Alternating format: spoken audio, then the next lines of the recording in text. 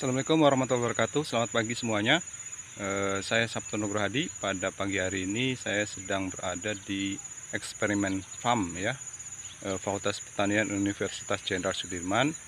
Saya sedang penasaran ini terkait dengan tanaman bunga-bungaan. Kenapa dia ditanam ya di lahan-lahan pertanian? Oke, jadi di depan saya ini ada tanaman-tanaman refugia yang berada lokasinya di eksperimen farm ya, atau kebun percobaan Fakultas Pertanian Universitas Jenderal Sudirman. Di sini kita lihat sangat cantik, berwarna-warni.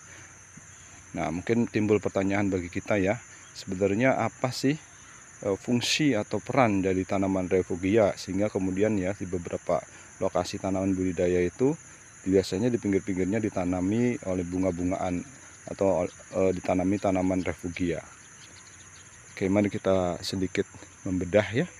Kita sharing saja. Yang pertama adalah bahwa tanaman refugia ini kan dia berwarna-warni, sehingga dia menarik serangga untuk bisa mendekat.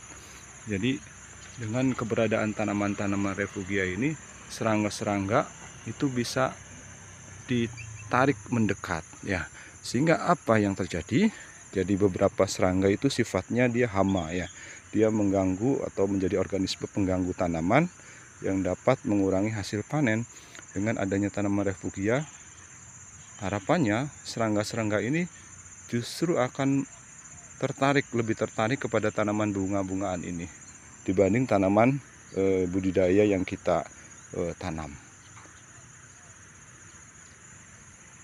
Kemudian yang kedua, jadi di tanaman refugia ini tentunya bisa muncul komunitas-komunitas serangga atau komunitas organisme yang dia sebenarnya adalah sebagai predator alami dari serangga hama. Jadi kita bisa menjadikan tanaman refugia itu sebagai habitat ya, sehingga kemudian muncul banyak predator alami bagi hama seperti misalkan laba-laba dan seterusnya, yang kemudian sangat bermanfaat untuk bisa mengurangi atau bisa mengendalikan organisme pengganggu tanaman ya, secara hayati tentunya, secara alami. Terus yang berikutnya, ketika kita menanam tanaman refugia, kita bisa juga mendapatkan bahwa beberapa organisme itu memiliki peran penting bagi tanaman budidaya, seperti contohnya misalkan lebah.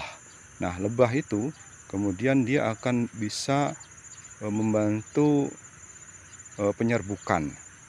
Ketika ada tanaman refugia, maka komunitas lebah akan bisa mengumpul di tanaman ini, dan harapannya juga dia turut membantu tanaman budidaya kita untuk bisa dibantu untuk penyerbukannya. Jadi begitu, sehingga kemudian tanaman refugia ini menjadi sangat penting. Selain itu, ketika kita menanam tanaman refugia, yang kita dapatkan juga adalah bahwa ada diversitas, ada beragam aneka tumbuhan atau tanaman yang ada di lokasi pertanian. Dengan beragam macam tanaman, tentunya dia akan bisa meningkatkan populasi organisme baik.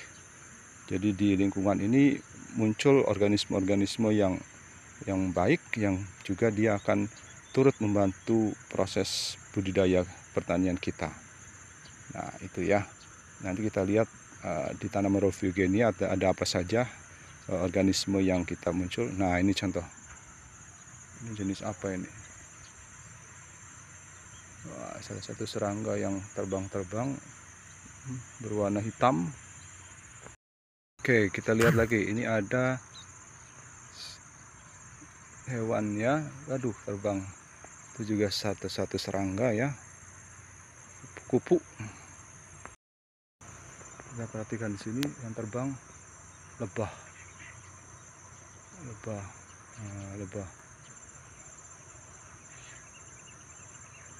Lebah sedang mencari madu, nektar ya. Itu dia. Oke, kita lihat juga ada belalang ya, belalang salah satu jenis hama yang dia terlihat mengumpul di tanaman refugia ini. Kita lihat tadi yang besar sebenarnya loncat dia ya, jadi kita tidak bisa deteksi. Jadi dengan adanya tanaman refugia itu, hama seperti belalang juga dia akan bisa mengumpul di sini, sehingga kemudian harapannya bisa mengurangi intensitas serangan terhadap tanaman budidaya. Jadi tanaman refugia ini sangat penting. Salah satu yang biasanya dilakukan orang ketika dia mengembangkan pertanian berkelanjutan atau pertanian yang berbasis alami seperti pertanian organik, salah satu upaya untuk pengendalian hayati atau pengendalian organisme pengganggu tanaman yang dilakukan secara alami tanpa menggunakan pestisida sintetik, mereka biasanya menanam tanaman-tanaman bunga, tanaman refugia di sekeliling atau di sekitar tanaman budidaya. Jadi tanaman refugia menjadi sangat penting untuk pengembangan pertanian yang lebih sehat, yang lebih berkelanjutan, yang alami.